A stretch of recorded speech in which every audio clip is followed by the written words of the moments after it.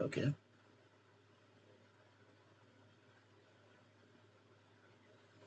Didn't hear anything. No, because I've got myself muted. Okay. So, can you hear me now? Hi there.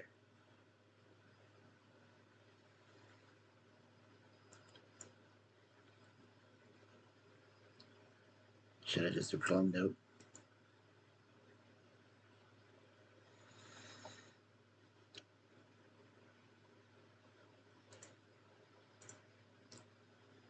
Okay, well, let's try this.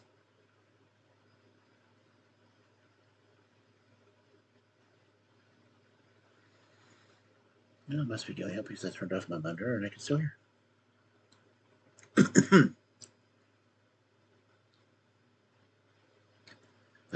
Savenya, but I need to do that. No? Cool. A little bit of a delay, but hey, that's what we do here. We scuff and we delay.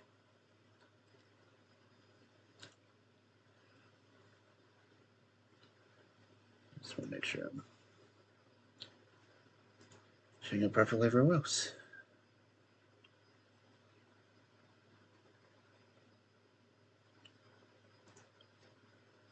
Okay. Showing on that one.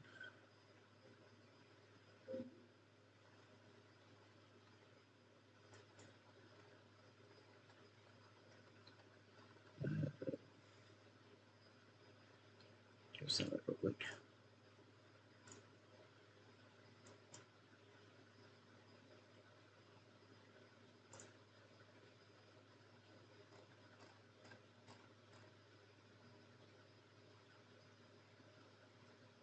Oh, right. That's not what you did. Duh.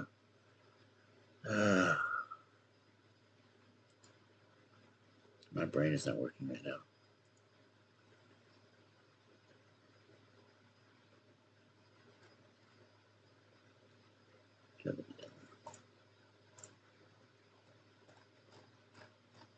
Sound?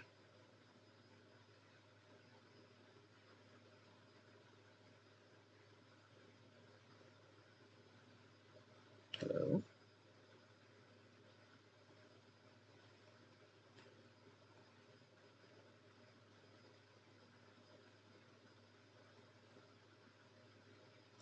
Free sounds limited like once a minute per user. That's craziness.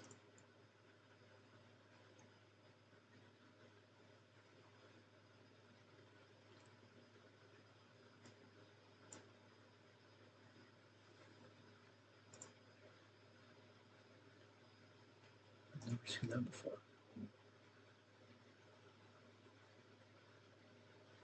That sound alert just doesn't work at all. Okay, well, fun then. I see how it is. I see where it's going. Okay.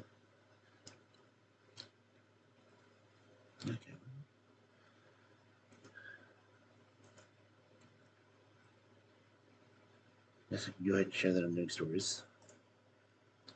So I guess I will.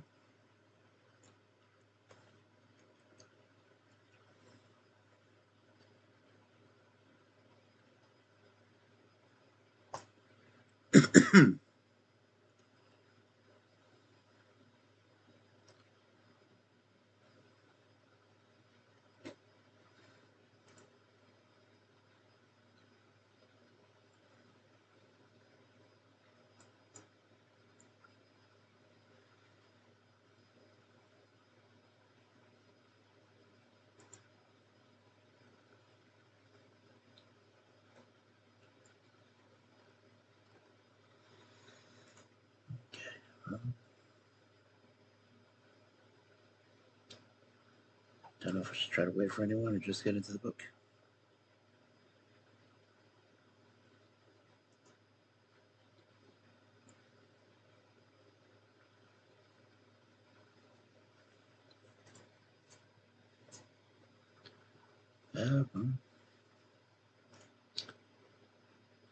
Yeah, guess I'll just switch to the read screen.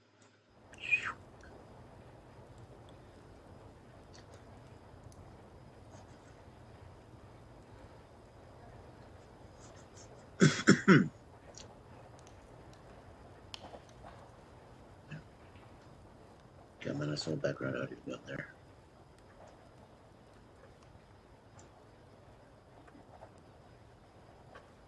I didn't even know rock and roll was around. Somebody once told me the world is gonna know me. I ain't the sharpest tool in the shed.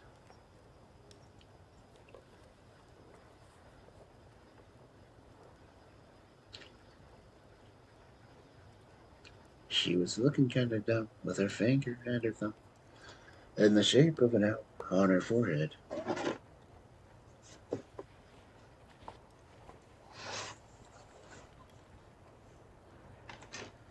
I'm doing the audio a little bit different tonight.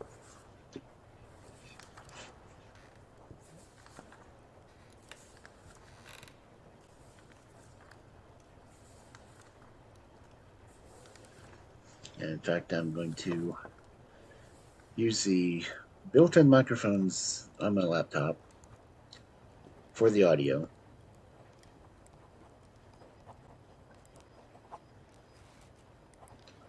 Just to make it more ASMR.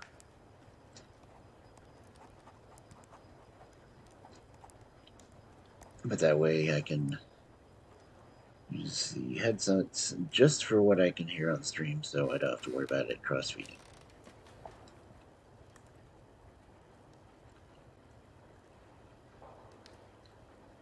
So, I'm going to start at the 10-minute mark, hopefully.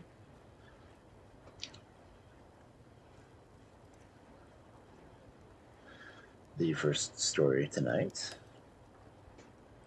is Sir Purr.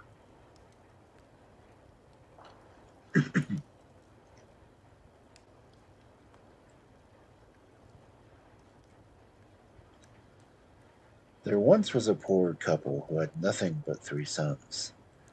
I don't know what the 2 older sons were called, but the youngest was named Purr. When the parents died, the children were supposed to inherit their possessions, but there was nothing left except a pot, a griddle, and a cat. The oldest, who was to have the best, took the pot. If I loan the pot out, I'll always be allowed to scrape what's left to the bottom of it, he said. The second son took the griddle. If I loan out the griddle, I'll always get to taste the first lefse sample, he said. There was nothing left for the youngest son to choose. If he wanted anything, he would have to take the cat. If I loan out the cat, I won't get anything in return. No, I won't, he said. And if the cat gets a little milk, she won't want to share any with me. But I'll take the cat all the same. It would be a pity for the cat to stay here and die.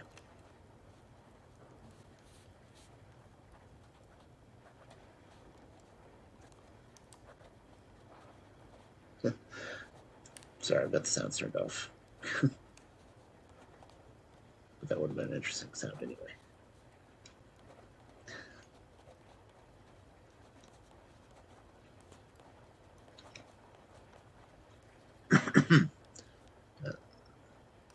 Thanks for coming in. As it is, it's a story reading night, so I'm just pretty much narrating stories.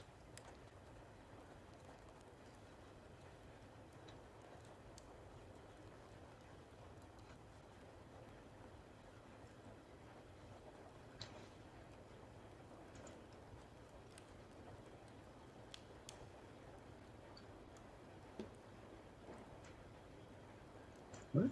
Okay. Let's flip on try it. Because I don't flip on this one.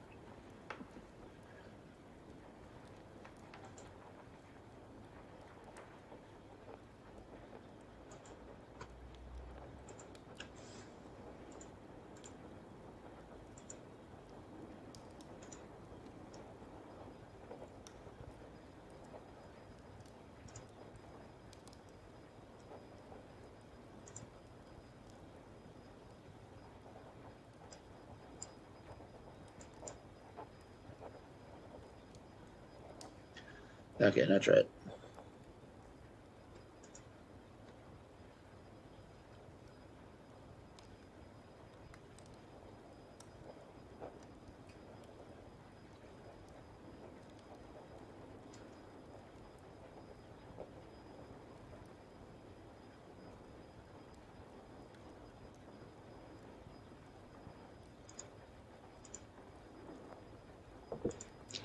Pissed monkey noises?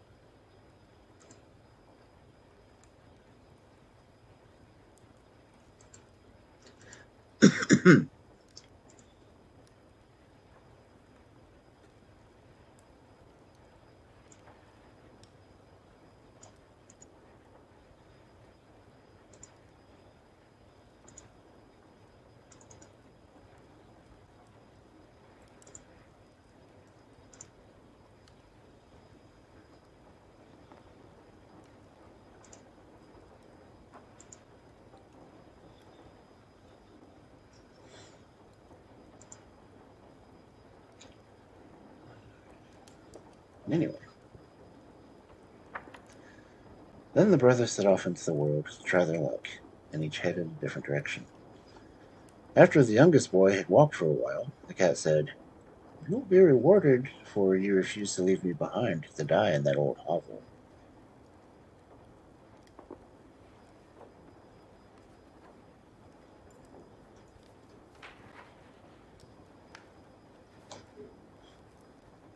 "I'm going to the forest now." "Yes, I am. There I'll get some wondrous animals. When I come back, you must go up to the royal palace that you can see over there. Tell the king you've brought him a little present. When he asks who it's from, tell him it's from a man named Sir Purr." Purr didn't have to wait long before the cat returned with a reindeer from the forest. The cat perched on the reindeer's head between his ears and said, "Go straight to the royal palace, or else I'll claw your eyes out." The reindeer had no choice. When Purr arrived at the royal palace, he took the reindeer into the kitchen and said, "I've brought a little present for the king. Yes, I have. I hope he doesn't refuse it." The king came into the kitchen, and when he saw the big, splendid reindeer, he was very pleased. "My dear friend, who has sent me such a fine present?" said the king. "Oh, it's from a man named Sir Pear," said the boy. "Sir Pear?" said the king. "Can you tell me where he lives?" He thought it was a shame that he didn't know such a fine man.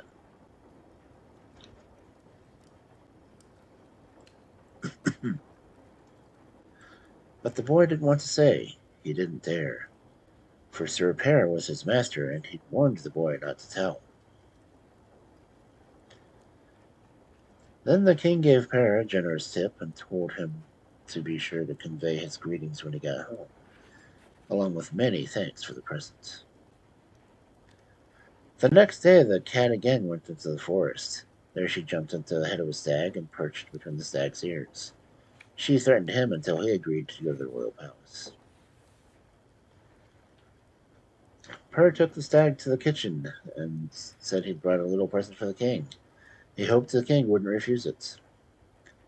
The king was even more pleased with the stag than he'd been with the reindeer. Again he asked who had sent him such a fine present. "It's from a man named Sir Pear," said the boy. But when the king wanted to know where Sir Pear lived, he received the same answer as the day before. Then he gave Pear an even bigger tip. On the third day, the cat appeared with a moose. Then Pear went into the kitchen of the royal palace and said he had a present for the king. He hoped the king wouldn't refuse it. The king came to the kitchen at once. When he saw the big, splendid moose, he was so pleased that he hardly knew which foot to stand on. That day he gave Per a much, much bigger tip. It must have been $100. He dearly wanted to know where Sir Per lived. He kept prodding and asking one question after another, but the boy didn't dare reply, for his master had sternly warned him not to tell. Then ask Sir Per if he would come to visit me, said the king. The boy said he would ask. When Per came out of the royal palace and again met the cat, he said, "Well, you've certainly gotten me into a real fix. Now the king wants me to visit him, and has said nothing to wear but the rags on my back." "Oh, don't worry about that," said the cat. "In 3 days' time you'll have horses and a carriage and splendid clothes dripping with gold. Then you can certainly visit the king." "All right, Per," said, "and keep that in mind." When the 3 days were up, the cat appeared with a carriage and horses and clothes and everything else that Per needed. It was all so splendid that nobody ever seen anything like it. And then he set off, and the cat ran alongside. The king gave him a warm welcome. No matter what the king offered or showed his guest, Per said that were certainly fine things, but he had even more magnificent and splendid things back home. The king wasn't especially happy about this, but Per kept repeating what he'd said. Finally, the king grew so angry that he could no longer hold back. "I would like to go home with you," said the king, "and see whether it's true that things are so much better and more splendid there. But if you're lying, then God help you, and I won't say another word. No, I won't." "Well, you've certainly gotten me into a fix," said Per to the cat. "Now the king wants to go home with me, but my home won't be easy to find."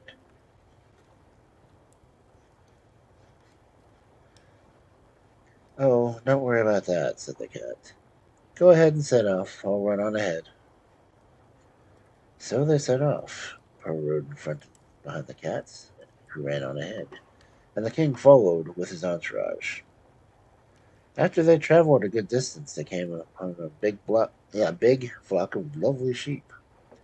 Their wool was so long that it almost touched the ground. "If you say this flock of sheep belongs to Sir Per when the king asks you, I will give you this silver spoon," said the cat to the shepherd.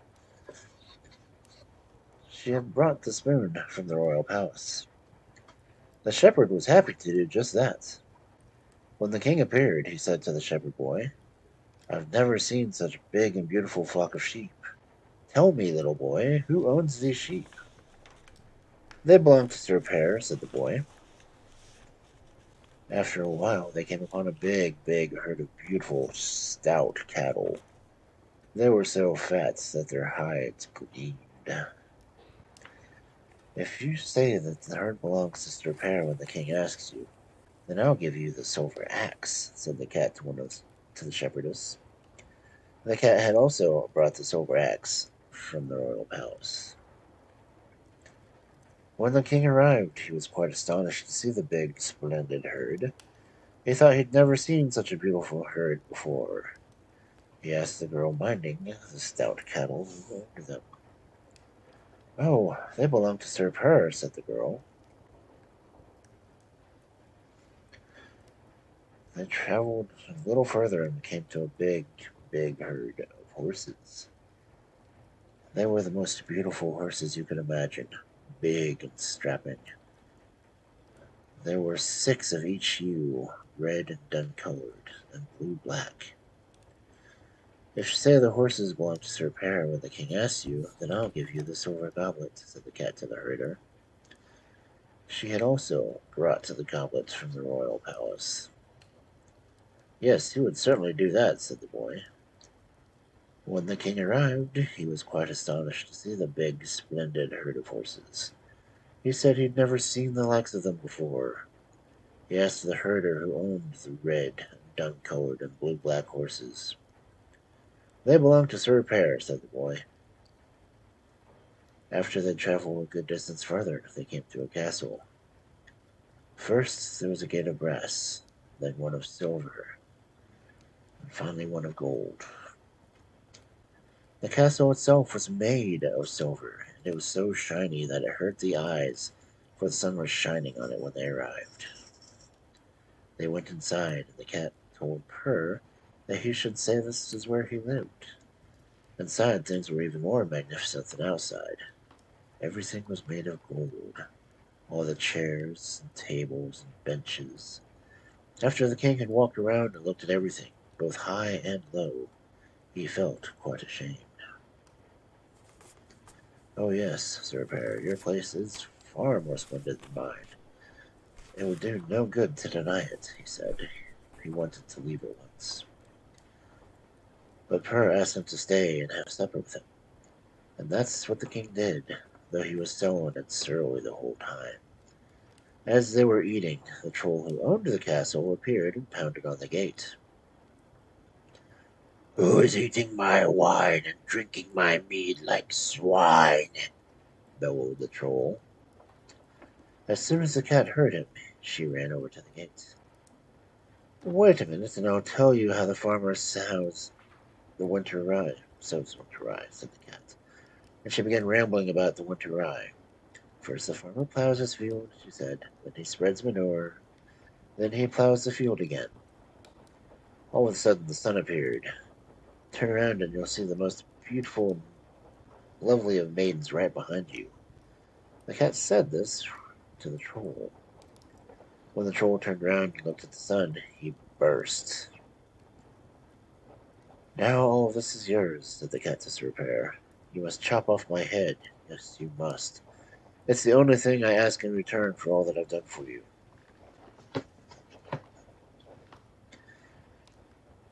"No," said Purser, "I won't do it." "Yes, you will," said the cat. "If you don't, then I'll have to claw your eyes out." Sir Pear had to do it. He had no choice. He chopped off the cat's head, and the instant she turned into a lovely princess that anyone could ever imagine. And Sir Pear fell in love with her. "Yes, all the splendor used to be mine," said the princess. "But that troll over there cast a spell on me, so I had to live as a cat with your parents. Now you can do whatever you like, whether you want me as your queen or not, for you're king of the whole realm." Well, it turned out that Sir Pear did want her to be his queen, so they celebrated their wedding and feasted for 8 days. After that, I was no longer with Sir Pear and his queen. No, I wasn't.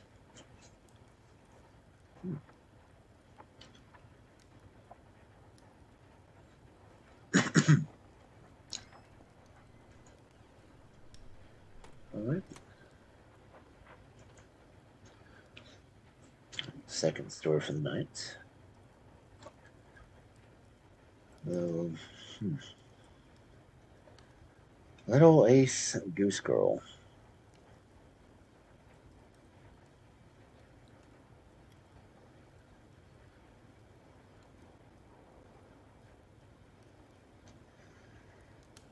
There once was a king that had so many geese they had to hire a maid whose only job was to tend them. Her name was Ace, so they called her Ace Goosegirl. The king's son from England set out to find a bride. Then he found Ace sitting in his path. "Is that you sitting there, little Ace?" said the king's son. "Yes, I sit mending and patching. I'm waiting for the English king's son today." "You can't expect to have the likes of him," said the prince. "Oh yes, if I'm meant to have him, I will have him," said little Ace. Artists now sent all of the lands and kingdoms to paint portraits of the most beautiful princesses. It was from them that the prince would make his choice. He found one of them so much to his liking that he went to see her, and then decided to marry her. He was both happy and pleased when he won the princess as his sweetheart. But the prince had brought a flagstone that he placed next to his bed, and the stone knew everything. When the princess arrived, Ace Goosegirl told her that if she'd ever had a sweetheart before, or if she couldn't rid herself of something that she wouldn't want the prince to know, then she mustn't step on the stone that he placed next to his bed. "For the stone will tell him everything about you," he said. When the princess heard this, she felt great sorrow, let me tell you. She asked Ace to take her place and lie down next to the prince that night. After he'd fallen asleep, they'd trade places again so the right person would be beside him when the day dawned. And that's what they did. When Ace Goosegirl came in and stepped on the stone, the prince asked, "Who is climbing onto my bed?" "A pure and delicate maiden," said the stone. Then they lay down to sleep. In the middle of the night, the princess came in and took Ace's place. In the morning, when they were about to get up, the prince asked the stone, "Who is climbing out of my bed?" "Someone who has had 3 sweethearts," said the stone. When the prince heard this, he didn't want the princess anymore, as you might as well imagine. He sent her back home and took another sweetheart instead. When he set off to visit her, little Ice Goose Girl again sat in his path. "Is that you sitting there, little Ice Goose Girl?" "Yes, here I sit, mending and patching. I'm waiting for the English king's son today," said Ice. "Oh, he's not someone you can expect to have," said the king's son. "Oh yes, if I'm meant to have him, I will have him," Ice told him. Almost the exact same thing happened with the princess as the first one. When she got up in the morning, the flagstone said she'd had 6 sweethearts. And the prince didn't want her either, and he sent her on her way. He thought he should try again to see if he could find someone that was pure and delicate. He searched far and wide through many lands until he found a princess to his liking. When he set off to see her, Ice Goose Girl again sat down in his path. "Is that you sitting there, little Ice Goose Girl?" said the prince. "Yes, here I sit, mending and patching. I'm waiting for the king's son from England today." "Oh, he's not someone you can expect to have," said the king's son. "Oh yes, if I'm meant to have him, I will have him," said little Ice. When the princess arrived, Ice Goose Girl told her the same thing she told the other 2. She said that if the princess had ever had a sweetheart, or if there was something else she didn't want the prince to know, then she mustn't step on the stone the prince placed next to his bed, for that stone tells him everything. The princess was dismayed when she heard this, but she was just as sly as the other 2. She asked Ice to take her place and lie next to the prince that night. Then, after he'd fallen asleep, they would trade places again so that he would have the right person beside him when the day dawned. That's what they did. When little Ice came in and stepped on the stone, the prince asked, "Who is climbing onto my bed?" "A pure and delicate maiden," said the stone. Then they lie down together. In the middle of the night, the prince put a ring on Ice's finger, and it fit so snugly that she couldn't take it off. The prince could tell that something wasn't right, and he wanted to have some way of marking the right person so that he would recognize her again. After the prince fell asleep, the princess came in and chased Ace back to her goose pen. Then the princess took her place in the bed. In the morning, when they were about to get up, the prince asked, "Who is climbing out of my bed?" "Someone who has had 9 sweethearts," said the stone. When the prince heard this, he grew so angry that he chased her away at once. Then he asked the flagstone what was happening with all these princesses, for he couldn't stand it. The stone told him what had happened. The princesses had fooled him by sending Ice Goose Girl to take their place. The prince wanted to know whether this was true. He went to find Ice, who was tending her geese, and wanted to see if she was wearing a ring. If she was, he thought, then it's best that I make her my queen. When he found Ace, he once saw her a bound rag around her finger. He asked her why she'd done that. "Oh, I've cut myself badly," said Ice Goose Girl. The prince asked to see her finger, but Ice refused to take off the rag. The prince grabbed her finger, and when Ace tried to pull it away, the rag fell off. and the prince recognized his ring.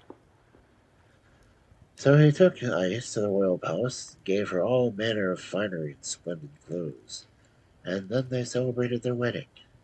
That's how little Aase Goosegirl won the English king's son after all, simply because she meant to have him.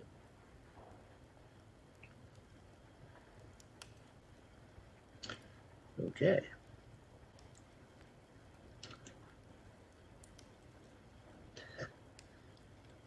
And let's see our next story. The Boy and the Devil.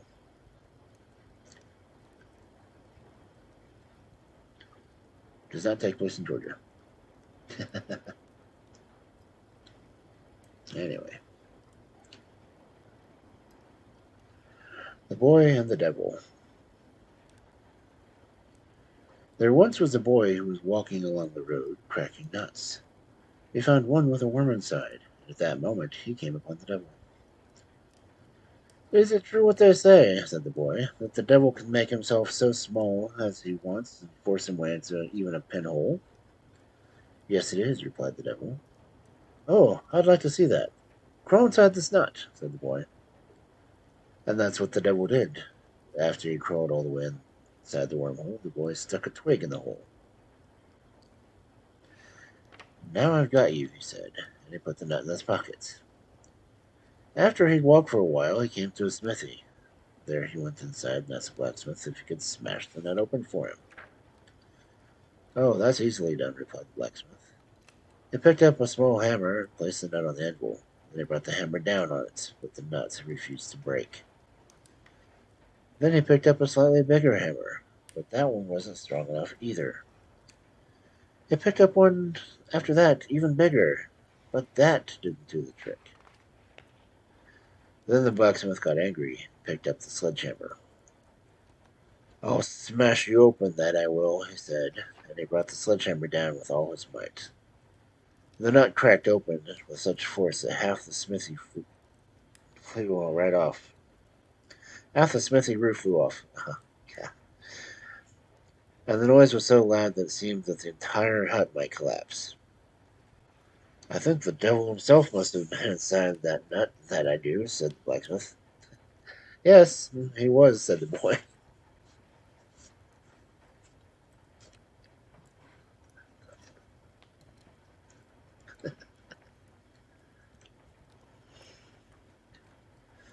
Okay. That was short. Funny. Okay.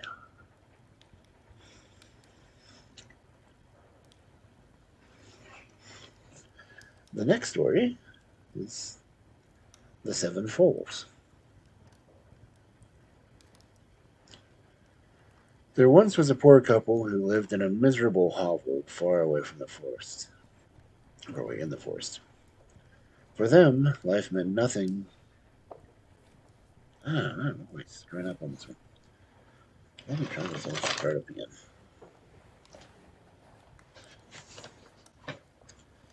Oh, okay. The Seven Foals. There once was a poor couple who lived in a miserable hovel far away in the forest. For them, life meant living hand to mouth and barely getting by. They had 3 sons. The youngest was called Ashlad, for all he ever did was lie around and dig in the ashes. One day, the oldest boy said that he wanted to go out and find work. He was given permission at once, and he set off into the world. He walked and walked all day, and as dusk fell, he came to the royal palace. There stood the king on the steps. He asked the boy where he was headed. "Oh, I'm out here trying to find work. That I am, sir," said the boy. "Do you want to work for me and take care of my 7 foals?" asked the king. "If you can tend them for an entire day, then tell me in the evening where they eat and drink. You shall have the princess and half my kingdom. But if you can't, I'll lash 3 red stripes in your back." The boy thought this would be an easy task. It was something he certainly thought he could do. The next morning, as the day dawned, the stable master led out the 7 foals. They ran off, with the boy right behind them. And it so happened that they headed over the mountain and valley through brushes and thickets. After the boy had been running for some time, he began to feel tired. And after he'd kept it for a while longer, he was quite fed up with the whole business. All of a sudden, he came to a cleft in the mountain. There he saw an old woman spinning with a drop spindle. When she caught sight of the boy running after the foals, and sweat poured off of him, the old woman shouted, come here, my handsome son, and I'll pick the lice from your hair." The boy was happy to do that. He sat down in the mountain cleft with the old woman and placed his head on her lap. Then she picked the lice from his hair all day long as he lay there, idling away the time. As dusk approached, the boy wanted to leave. "I suppose I might as well head straight home," he said. "It'll do no good for me to go back to the royal palace." "Wait a little while longer until it's dark," said the old woman. "Then the king's foals will come past here again, and you can follow them home. Nobody knows that you've been lying here all day instead of tending the foals." When the horses appeared, she gave the boy a flask of water and a wisp of moss to show the king. She told him to say this is what the foals ate and drank. "So, did you faithfully tend the foals all day long?" asked the king when the boy came to see him that evening. "Yes, I certainly did," said the boy. "Can you tell me what those 7 foals of mine eat and drink?" asked the king. The boy held up a flask of water and a wisp of moss that the old woman had given him. "Here you see their food, and here you see what they drink," said the boy. Then the king realized the boy had not tended the foals properly. He grew so angry that he wanted his servants to chase the boy off at once.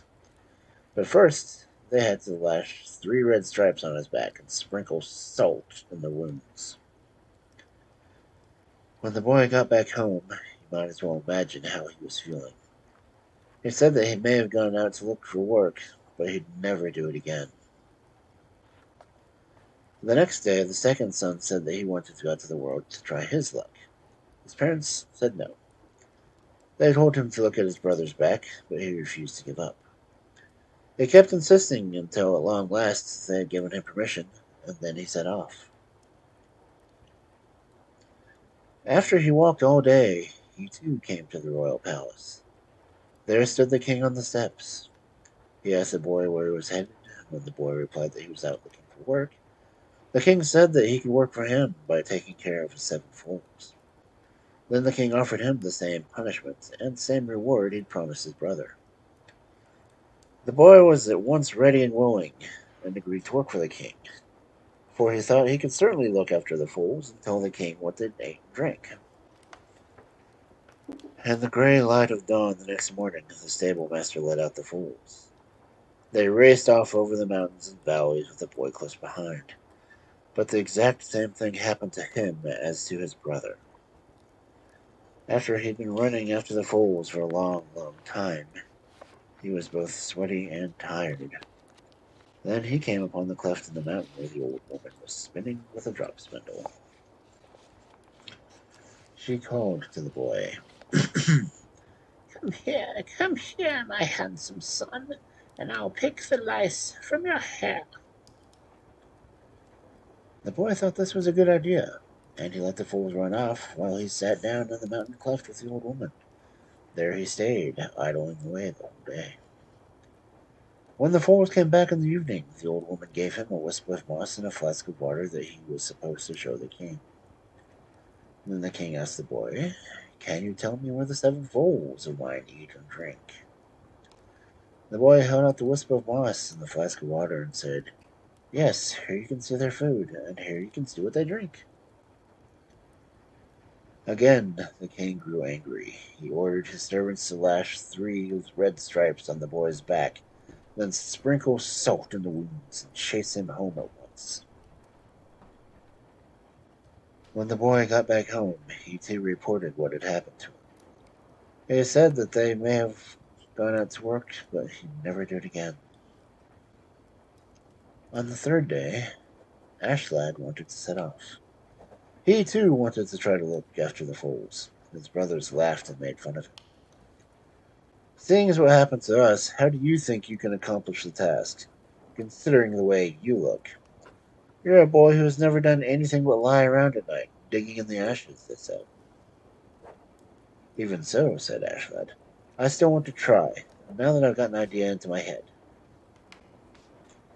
No matter how much his brothers laughed and his parents pleaded, it did no good. Ashlad set off. After he'd walked all day, he came to the royal palace at dark.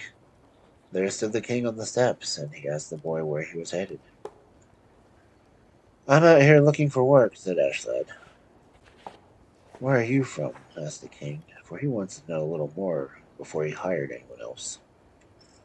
Ashlad told him where he was from. He said he was the brother of the other two boys that had taken care of the king's 7 foals. Then he asked whether he could try and care for them the next day.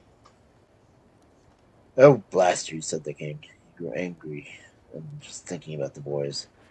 If you're the brother of those two, then you can't be worth much else either.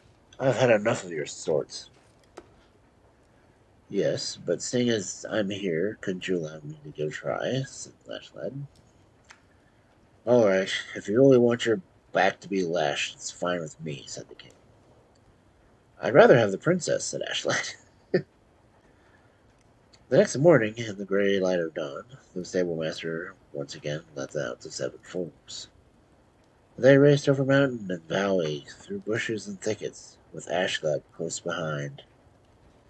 After he'd been running for a good long while, he too came upon the mountain cleft.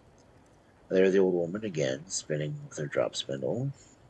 She shouted out to Ashlad, come here, my handsome son, and I'll pick the lice from your hair. That's what she said. Kiss my behind, said Ashlad. And he leapt and ran and held onto the tail of a foal. Damn, Ashlad.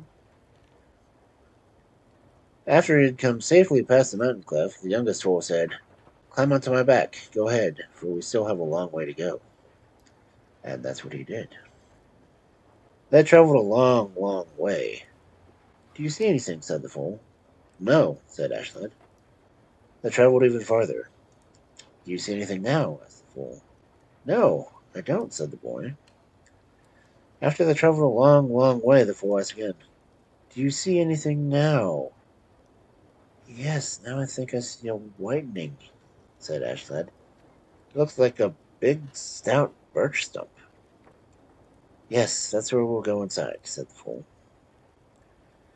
When they reached the stump, the oldest foal hobbled over.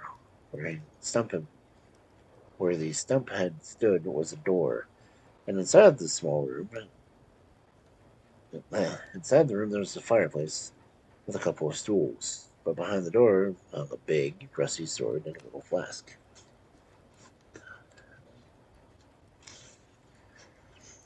Can you swing the sword? Asked the foal. Ashlad tried, but he couldn't do it. Then he was told to take a swig from the flask. First one swig, then a second, and a third. After that, he was able to wield the sword as if it weighed nothing. Now, you must take the sword with you, said the fool. Use it to chop off the head of all 7 of us on your wedding day. Then we'll turn into princes again. That's what we were once. We're all brothers for the princess you shall marry when you tell the king what we eat and drink. A vile troll has cast a spell over us. After you chop off our heads, you must be careful to place each head next to the tail of the body where it once belonged. Then the spell will no longer have any power over us. Ashlad promised to do this. They continued on. After they traveled a long, long way, the fool asked, do you see anything? No, said the Ashlad. They kept traveling for another good long while. What about now? Asked the fool. Do you see anything now? No, I don't, said Ashlad. Then they traveled many, many miles over both mountains and valleys. How about now? Said the fool. Do you see anything yet? Oh, yes, said Ashlad. Now I see what looks like a bluish stripe far, far away. Yes, that's the river, said the fool. And that's where we will cross.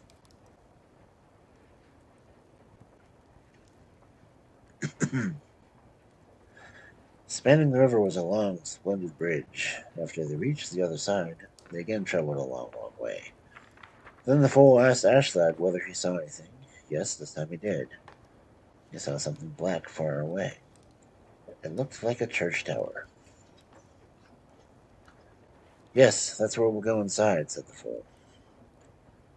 When the fools reached the cemetery, all of them turned back into men. They looked like sons of a king, wearing clothes so magnificent that they dazzled the eye. They went inside the church and received bread and wine from the pastor, who stood before the altar. Ashlad followed them inside. After the pastor placed his hands on the princes and blessed them, they left the church. Ashlad did too. But he took with them the wine flask and the altar bread. As soon as the king's sons left the cemetery, they turned into fools again. Then Ashlad climbed onto the back of the youngest fool, and they all went back the same way they'd come. Although they made their way much, much faster. They first traveled across the bridge, then past the stump, then past the old woman who was sitting in the mountain cleft and spinning. Then ran by so fast that Ashlad couldn't hear the words of the old woman shouting after him, but he heard enough to know that she was terribly angry. It was nearly dark by the time they got back to the royal palace. The king himself was standing in the courtyard waiting for them. Have you attended my fools faithfully well all day? Asked the king. I've done my best, that I have, said Ashlad. Can you tell me where these 7 fools of mine eat and drink? Asked the king. Ashlad then held out the altar bread and the wine flask to show the king. Here you see their food, and here you see what they drink. You have tended them faithfully and well, said the king, and you shall have the princess and half the kingdom. Then they made plans for the wedding, and the king said it was to be magnificent and splendid, that the news of the celebration would be spread far and wide. When they were all seated at the table, the bridegroom stood up and went out to the stable. It said that he'd forgotten something there, and he needed to find it. When he reached the stable, he did as the fools had said and chopped off their heads, all 7 of them. First the oldest, and then the others according to their age. Then he carefully placed each head next to the tail of the foal it belonged to. After he did that, they all turned back into princes. When Ashlad returned to the wedding table with the 7 princes, the king was so happy that he kissed them, patted him on the back, and his bride was now even more fond of him than she was before. I have given you half my kingdom, said the king, and you shall have the other half when I die. My sons can win their own lands and kingdoms, now that they've become princes again. As you might well imagine, there was much joy and celebration at the wedding. I was there too, though no one had time to think about me. I was given only a slice of buttered bread, which I placed on the stove. The bread turned black, the butter ran slack, and not a crumb did I get back. Burnt toast.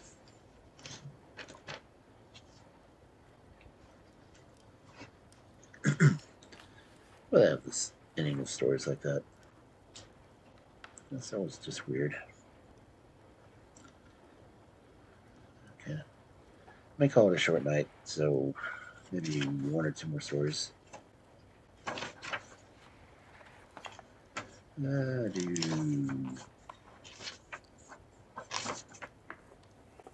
Yeah, 2 stories.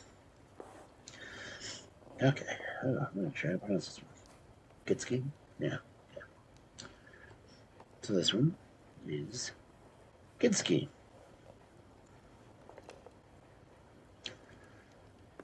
There once was a widower who had a housekeeper named Gidske. She dearly wanted to have him as her husband, and she badgered him both night and day to marry her. Finally, the old man grew annoyed by this, but he didn't know how to get rid of her. It was between the haying season and the time for cutting again. That's when the hemp was ripe. They had to go out and shake the hemp. Gidske thought that she was so beautiful and clever and capable. She shook the hemp until her head grew dizzy from the strong smell. She toppled over and lay there, asleep in the hemp field. While she slept, the man came over with scissors and cut off her skirts. Then he smeared her first with tallow and then with chimney soots, and made her look worse than the devil himself. When Gidske awoke and saw how vile she looked, she didn't recognize herself. "Can this really be me?" said Gidske. "No, it can't be me, for I've never looked this vile. It must be the devil himself." She wanted to find out what she was, so she went over to her master's house and opened the door. Then she asked, "Is Sir Gidske home today, sir?" "Yes, blast it, my Gidske is home," said the man. He wanted to get rid of her. "Then I can't be this Gidske," she thought. "No, I can't," and she lurched off. He was happy to be rid of her. After she walked for a while, she came to a big forest. There she met two thieves. "I'll keep those two company," thought Gidske. "If I'm the devil, then it's suitable for me to keep company with thieves." But the thieves didn't see it that way. No, they didn't. When they caught sight of Gidske, they took off as fast as they could go. They thought the evil one himself was after them and would try to catch them. But that didn't do them much good, for Gidske was long-legged and quick on her feet. Before they knew it, she was close on their heels. "If you're going out to steal things, I'd like to come along and help," said Gidske. "I know this area well." When the thieves heard this, they thought she'd be good company after all, and they were no longer afraid. They said they were going to steal a sheep, but they didn't know where to find one. "Oh, that's easy," said Gidske. "I worked a long time for a farmer over there beyond the forest. I could find the sheep shed even if I was pitch dark." The thieves thought this was excellent news. When they got there, Gidske was supposed to go inside the sheep shed and send out one animal to them. The sheep shed stood very close to the wall of the house where the farmer was asleep in bed. That's why Gidske was ever so quiet and cautious as she went down. But once she was inside, she shouted to the thieves, "Do you want a ram or a ewe? There's plenty to choose from in here." "Shh, shh. Just take one that's nice and fat," said the thieves. "Yeah, but do you want a ram or a ewe? Do you want a ram or a ewe? There's plenty to choose from," shouted Gidske. "Shh, shh," said the thieves. "Just take one that's nice and fat. Doesn't matter whether it's a ram or a ewe." "Yes, but do you want a ram or a ewe? Do you want a ram or a ewe? There's plenty to choose from," Gidske kept insisting. "Shut up and just take one that's nice and fat. It doesn't matter whether it's a ram or a ewe," said the thieves.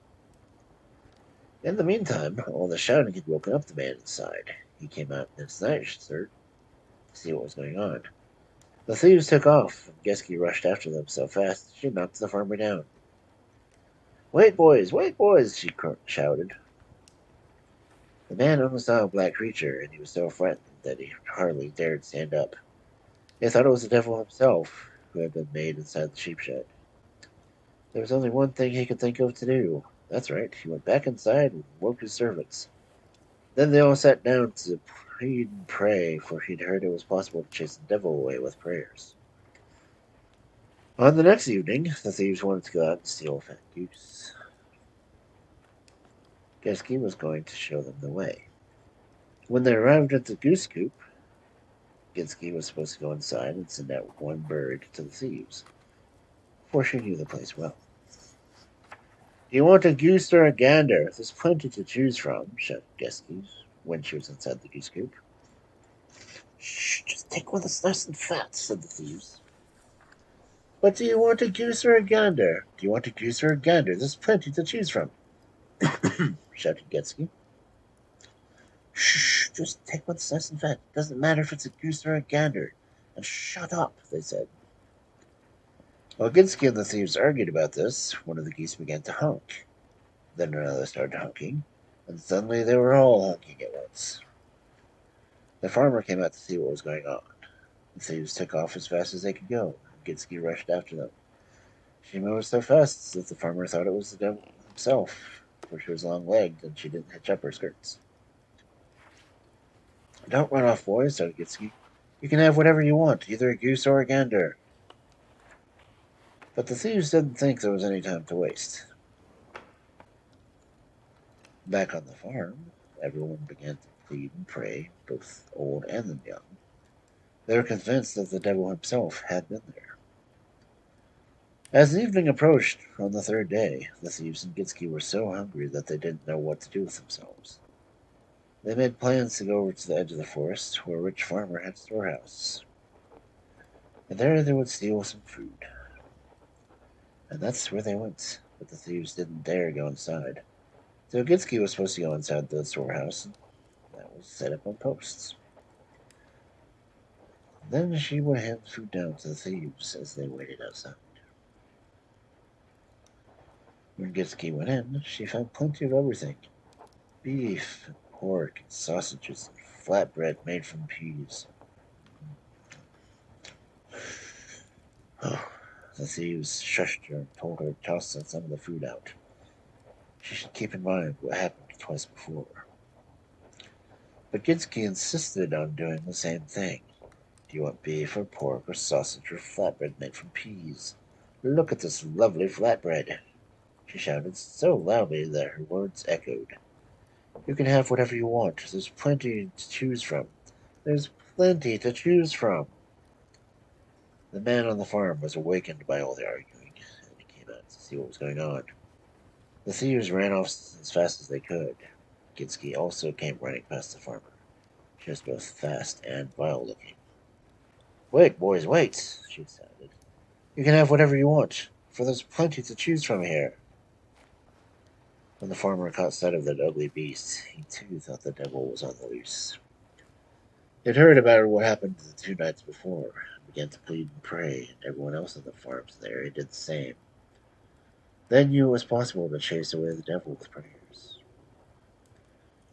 On Saturday evening, the thieves again set off. This time they were going to steal a fat billy goat for their Sunday meal. As you can imagine, they saw they needed some food, and they hadn't eaten for days. But they didn't want to take Gidske along. They said she did nothing but cause trouble with all of her shouting. While Gidske waited for them on Sunday morning, she grew terribly hungry. She hadn't had much to eat for 3 whole days. So she climbed up on top of a pile of turnips and pulled out a few to eat. When the man who owned the farm with the turnips woke up, he was worried, and he thought he would ought to check the turnips on this Sunday morning. He put on his pants and walked down to the marsh at the bottom of the hill. That's where the turnip pile was. When he got there, he saw something black walking around and tugging at the turnips. It didn't take long before he too decided it must be the devil. Then he hurried up home as fast as he could to report the devil was in his turnip pile. Then everyone was terribly frightened when they heard the news. They thought it would be best to send the pastor to ask the devil to tie him up. No, that wouldn't work, said the farmer's wife. We can't go to the pastor today. It's Sunday morning. He wouldn't come, for doesn't get up this early. If he's awake, he'll be reading over a sermon. Oh, I'll promise him a steak from a fattened calf, that I will, and then I'm sure he'll come, said the farmer. He set out for the parsonage, and when he got there, the pastor was still in bed. The maid invited the man to go into the parlor and wait. Then she went upstairs to tell the pastor that the farmer was downstairs and wanted to speak to him. When the pastor heard such a respectable man was waiting for him, he got up and went downstairs at once. He was wearing his slippers and nightcap. The farmer told him why he had come. He said the devil was loose in his turnip pile, and if the pastor would come over and tie up the devil, then he'd send him a fat real steak. The pastor was not unwilling. He summoned a stable boy and told him to saddle his horse while he got dressed. No, sir, said the farmer, that won't do. I don't think the devil will linger that long. We don't know when we'll be able to catch him again, and he's on the loose. You better come at once. So the pastor left, wearing his nightgown and slippers. But when they reached the marsh, the ground was so wet that the pastor didn't dare walk across wearing his slippers. The farmer hoisted him on his back to carry him across. He carefully stepped from stump to tussock, and when they were in the middle of the marsh, Gidske caught sight of them. She thought they were the thieves who were bringing her a billy goat. Is he fat? Is he fat? Is he fat? She shouted so loudly that her words echoed through the forest. I'll be damned if I know whether he's fat or skinny, said the farmer when he heard this. But if you want to know, you'll have to come out over here and find out for yourself, he said. By then he was so frightened that he tossed the pastor in the middle of the soggy marsh and took off running. If the pastor hasn't gotten up, he's probably still lying there today.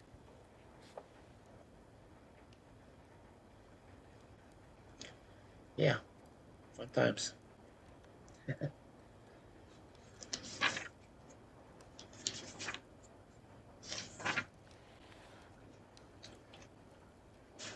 Okay, Cubs. Since I'm doing a short night, I'm just going to read one more story. It's not too short, so it'll be a good end up. This would be The 12 Ducks.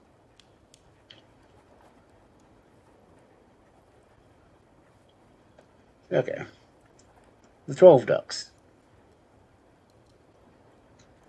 There once was a queen who was out traveling in winter when the snow began to fall. After she'd gone a good distance along the road, her nose began to bleed, and she had to get out of the sleigh. As she stood there next to the fence and watched the red blood drip onto the white snow, she happened to think about the fact that she had 12 sons but no daughter. Then she said to herself, if I had a daughter as white as snow and as red as blood, I wouldn't care about my sons. She had no sooner said these words than a troll woman appeared before her. A daughter you have, she said. She will be as white as snow and red as blood, and then your sons will be mine. But you can keep them until the child is christened. When the time came, the queen gave birth to a daughter. The child was white as snow and as red as blood, just as the troll woman had promised. That's why they called her Snow White, Rose Red. There was great joy at the royal palace, and the queen was happy beyond measure. But then she remembered she had promised the troll witch. She had a silversmith make 12 silver spoons, one for each prince. And then she had to make one more, and that one she gave to Snow White, Rose Red. As soon as the princes were christened, the princes were transformed into 12 wild ducks. They flew off, and nothing more was seen of them. And they were gone, and gone they stayed. The princess grew up. She was beautiful and no longer a child, but she was often seemed quite strange and sad. No one could understand what was the matter with her. Then one evening the queen also felt sad. She had as many peculiar thoughts whether she thought about her sons. Then she said to Snow White, Rose Red, why are you sad, my daughter? If there's something wrong, tell me. If there's something you want, you shall have it. Oh, I feel terribly lonely, said Snow White, Rose Red. Everyone else has siblings, while I'm so alone, for I have none. That is why I'm sad. You didn't have siblings, my daughter, said the queen. I had 12 sons who were your brothers, but I gave them all away so that I could have you. Then she told her daughters the whole story. When the princess heard this, she could find no peace. No matter how much the queen wept and carried on, it did no good. The princess wanted to leave. She had to leave in order to search for her brothers, for she thought she was to blame for what had happened to them. Finally, she set off from the royal palace. She walked and walked far out into the wide world. You wouldn't believe such a delicate maiden would be able to walk so far. The princess walked for a long time through a big, big forest. Then one day she was very tired. She sat down on a tussock, and there she fell asleep. Then she dreamed that she walked even farther into the forest, to a small timbered home. That's where she found her brothers. She woke up at once. Right in front of her was a path leading up from this green marsh. The path led deeper into the forest. The princess set off the path. At long last she came to a small timbered house, just like the one in her dream. When she went inside, no one was home, but she found 12 beds, 12 chairs, and 12 spoons. There was 12 of everything. When she saw that, she was overjoyed, happier than she had been in years. She could tell at once that her brothers lived there. They were the ones who owned the beds and the chairs and the spoons. She set about making a fire and sweeping and straightening the beds. She cooked and cleaned and tidied up as best she could. After she had cooked for all of them, she ate some food herself, but she left her spoon on the table. Then she crawled under the bed belonging to the youngest brother and lay down to sleep. No sooner had the princess laid down than she heard a whooshing and whistling in the air. Then all 12 wild ducks came rushing in. Instant they crossed the threshold, they turned into princes. "Oh, how nice and warm it is in here," they said. "God bless whoever made a fire and cooked us such good food for us." Then each of them picked up a silver spoon to eat. But when each was holding a spoon, and there was one more lying on the table, they looked so much like each other that they could hardly tell them apart. And then looked at each other in surprise. "This spoon must belong to our sister," they said. "And if her spoon is here, then she must not be far away. If that's our sister's spoon, she's here too. Then we should kill her. She's the one to blame for all of this harm we suffered," said the oldest prince. The princess lay under the bed, listening to this. "No," said the youngest prince. "It would be a shame to kill her. It's not her fault that we've suffered harm. If anyone's to blame, it's our own mother." Then they set about searching high and low for their sister. Finally, they looked under the beds. When they came to the bed belonging to the youngest prince, they found her there and dragged her out. The oldest prince again wanted to kill her, but she wept and pleaded so earnestly. "Oh, dear God, don't kill me," she said. "I've been searching for you for many years. I would gladly give my life if I could rescue you." "Well, if you rescue us," they said, "we will let you live. But if that's what you want, then you should be allowed to do it." "Yes, just tell me what has to be done. I'll do whatever it may," said the princess. "You must gather marsh sedge," the princess told her. "You must card it and spin it and weave it into cloth. When you've done that, you must cut out 12 little caps, 12 shirts, and 12 scarves, one for each of us. But this, while you're doing that, you may not speak or laugh or cry. If you can manage all this, then you will be saved. But where will I find enough mensch sedge, scarves, and caps, and shirts?" said Snow White Rose Red. "We'll show you," said the princes. They took her to a big, big marsh that was filled with sedge, nodding in the wind, glistening in the sun. The whole place glittered like snow from far away. Never had the princess seen such marsh sedge before. She began picking and gathering sedge. She worked as fast and as best she could. When she got back to the evening, she set about carding the sedge and spinning the yarn. That's how things went for a good long while. She gathered sedge and carded it, and in the meantime she kept the house clean for the princes. She cooked their meals and made their beds. In the evening they would come whooshing and rushing home as wild ducks. At night they were princes, but in the morning they would fly off again. And there were wild ducks all day long. One day when she was out in the marsh to gather sedge, and if I'm not mistaken, this was actually the last time she had to go there, it happened that a young king who ruled the realm was out hunting. He came riding past the marsh and caught sight of her. He stopped, for he wondered who this lovely maiden could be. Why was she wandering through the marsh, gathering sedge? He asked her this, but received no answer to the question. That made him wonder even more. The young king was so taken with her that he wanted to bring her back to the palace and marry her. He told his servants to set her on his horse. Snow White Rose Red wrung her hands and pointed to the sacks that contained all her work. The king realized that she wanted to take the sacks along, so he told the servants they should bring them too. Then the princes came in. The king was both kind and handsome. He was gentle and kind towards her as he could be. When they reached the royal palace, the old queen, who was the king's stepmother, caught sight of Snow White Rose Red. She grew both angry and jealous, for the princess was quite lovely. She said to the king, "Can't you see this girl you brought home as bride? Your bride is a witch. She doesn't laugh, or cry, or speak." The king paid no mind to his stepmother. He celebrated his wedding and married Snow White Rose Red. They lived together with great joy and delight, but that didn't stop her from sewing shirts. Before the year was over, Snow White Rose Red gave birth to a little prince.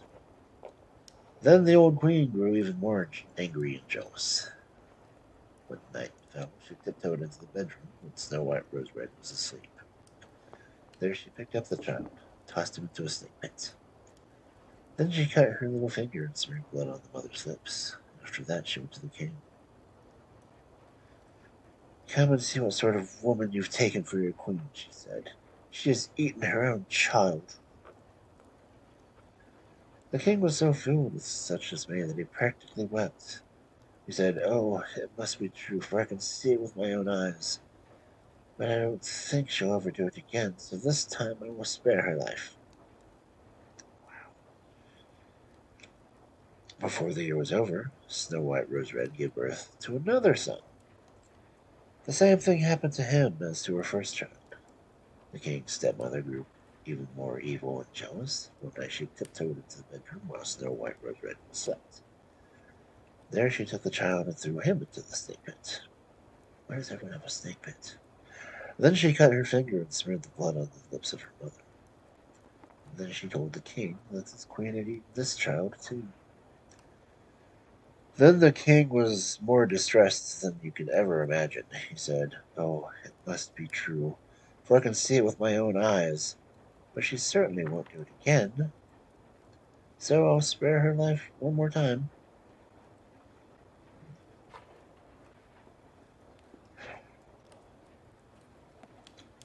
Before the year was over, Snow White Rose Red gave birth to a daughter.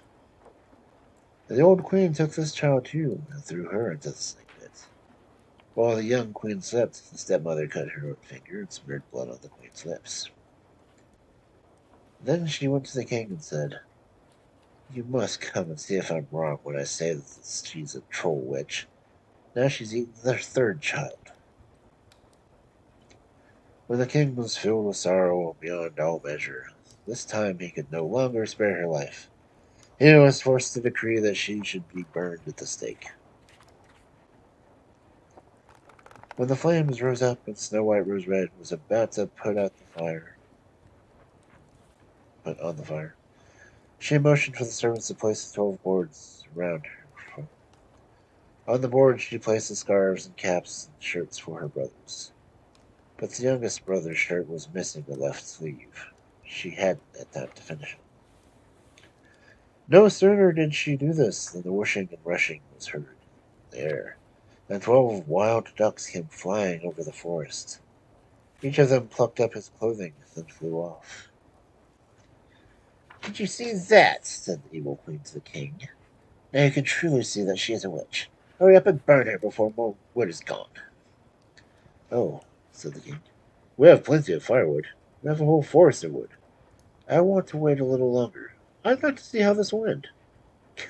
At that instant 12 princes came riding up. They looked as lovely and handsome as anyone had ever cared seen. But the youngest prince had a wing instead of a left arm. "What is happening here?" said the princes. "My queen is to be burned at the stake as a witch, for she has eaten her own children," replied the king. She has not eaten her children, said the princess. Speak now, sister. Now that you have saved us, save yourself. Then Snow White Rose Red told the king and her brothers everything that had happened. She said that every time she gave birth, the old queen, who was the king's stepmother, had tiptoed into her room at night and taken the child. Then she had cut her finger and smeared the blood on Snow White Rose Red lips. The princess took the king to the snake pit. There lay all three children, playing with the snakes and toads. Lovelier children you have never seen. The king picked them up and went back to his stepmother. He asked her what punishment she thought would be fair for someone evil enough to betray an innocent queen and three such blessed children. That person ought to be tied to 12 wild horses so that they could each take a piece. You have pronounced your own sentence. That is what you'll suffer. Then the old queen was tied to 12 horses, and each took a piece of her. Snow White's Rose Red left with the king and their children and the 12 princes. They all traveled home to see her parents and tell them what had happened. Now there was a great joy and happiness in the whole kingdom, for the princess had been saved, and she, in turn, had saved her 12 brothers.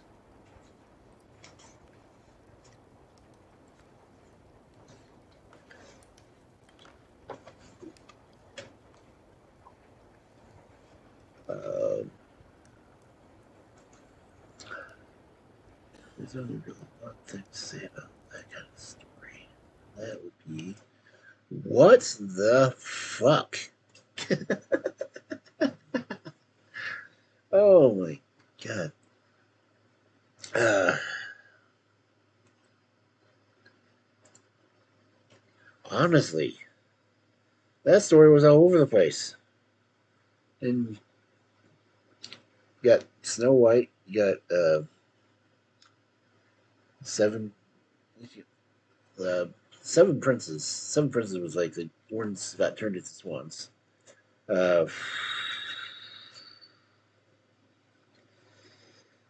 oh god. Honestly, storytellers, they get a good story, they forget where they're going with it, and they just merge them all. I mean, really. Oh god, that's craziness. That is some serious craziness going on there.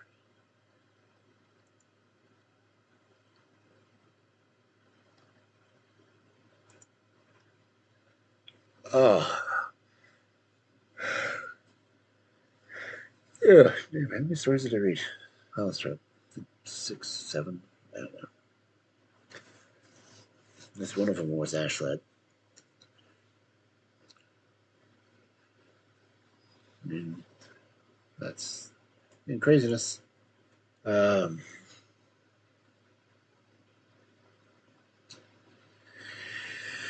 yeah. So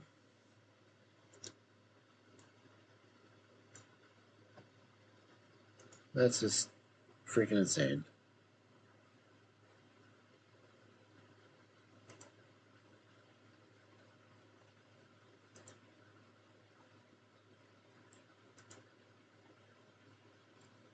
Ugh.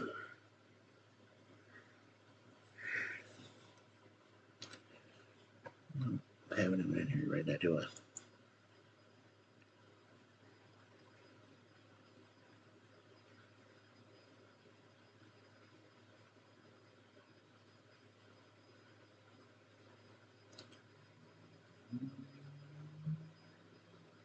That's strange. Even the one that's trying to do all the sound effects back in the first stories, not even listed on here. That that's just craziness.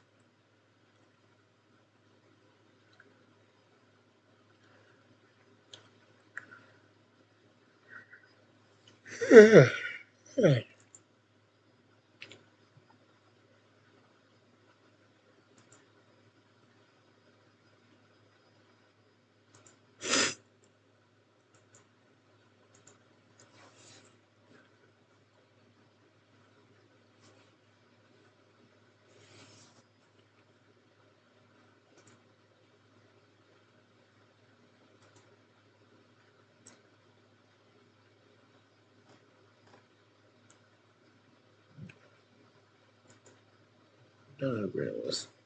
We went too empty. Ooh. Oh, man. I guess I should raid someone. Not to have a lot of people in your raid. Or anyone in your raid. Ouch.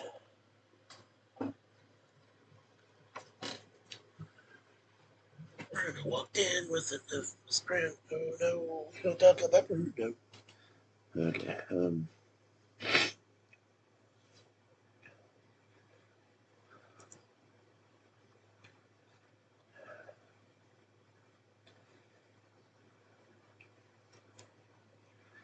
think I may read Penguin.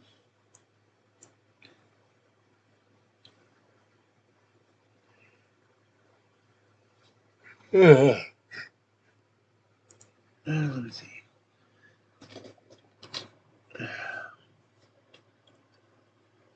Popping on someone who doesn't have authority yet. I think Penguin's food.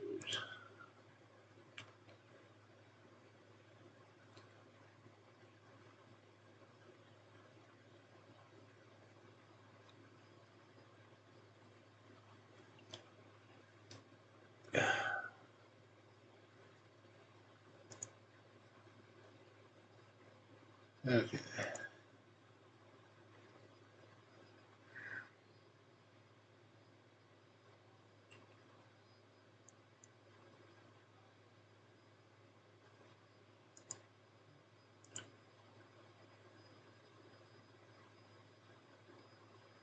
Wolf Knights. He's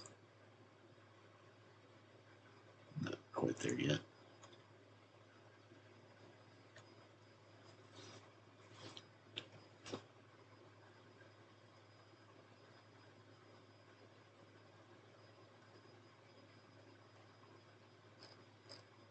The only timer when that went off all night's been the went to quit. That's crazy. No, it's went off.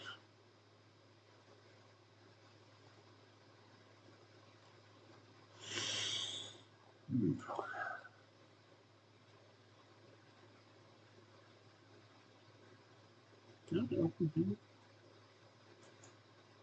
really close.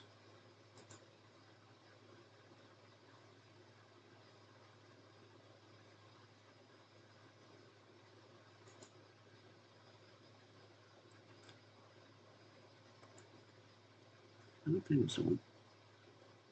Where's he?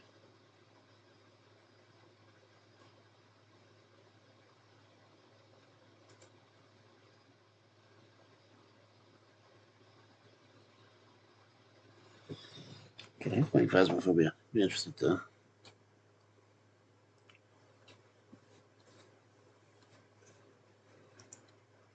Well, Penguin.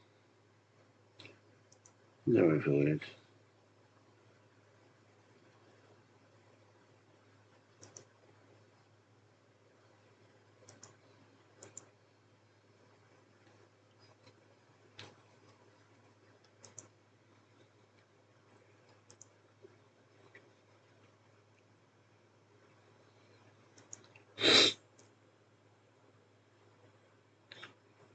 I do Werewolf Night.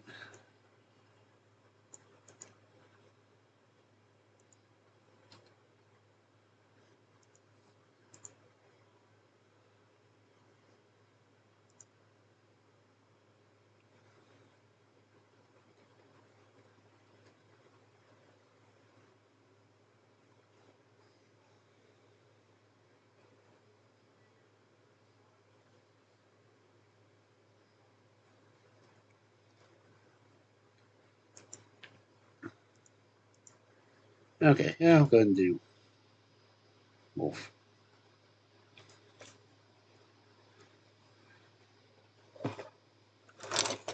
Okay, how about those yet to be affiliated ones? So, get that set up.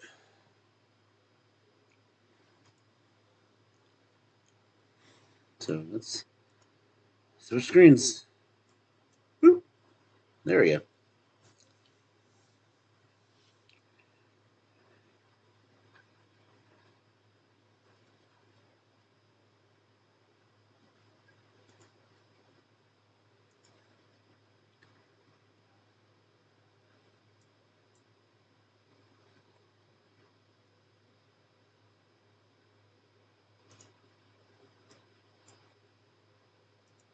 So yeah, let's go. Yep, play Wolf. Wolfer. So yeah, have a good night, Cubs. Later.